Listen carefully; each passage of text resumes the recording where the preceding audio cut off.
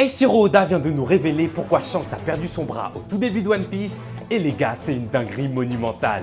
Alors, tout le monde sait que Shanks, il aurait pu one-shot ce monstre marin facilement. Donc depuis des années, on essaye de comprendre la vraie raison qui l'a poussé à donner son bras. Et ça se passe du coup dans le chapitre 1152 les gars. Et merci à Liad, Traoré et Anthony, les 3 derniers abonnés.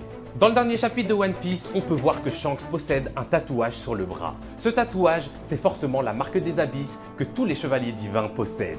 On a pu le voir sur le bras de Saint-Somers et c'est cette marque qui leur permet de se régénérer, de se téléporter et surtout, c'est ça qui permet à Imu de tous les contrôler. Et étant donné que Shanks fait partie d'une famille de chevaliers divins avec son père Garling et son frère Shamrock, c'est tout à fait logique qu'il l'ait aussi. Mais du coup, je pense que le jour où Luffy a mangé le fruit de Nika, Shanks a compris que le nouveau Joy Boy venait d'être choisi par le fruit et que bientôt il bouleverserait le monde.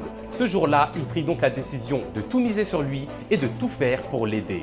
Comme un symbole, il abandonna donc la dernière chose qui le rattachait à son passé de dragon céleste, c'est-à-dire son bras gauche avec dessus la marque indélébile de l'Abysse. Ce qui en plus empêchera donc à tout jamais Imu de prendre possession de son corps.